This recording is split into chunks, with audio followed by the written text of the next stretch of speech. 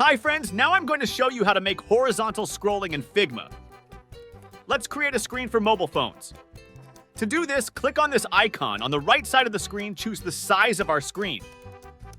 In my case, it is iPhone 15 Pro.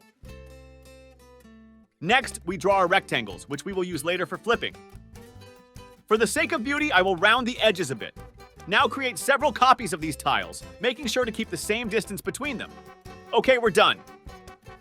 Now select all our blocks and right-click on one of them. Select Group Selection and then select Frame Selection.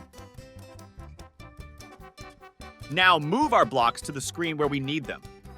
Select our frame with tiles, and in the right part of Figma in Overflow, set the value Horizontal. I'm going to change the colors of our tiles a bit for clarity. Now let's test how it works and looks. Click on this button. As you can see, everything works fine. Now you know how to do horizontal scrolling in Figma. Please give me a like if this video was useful for you, and please subscribe to the channel. Good luck.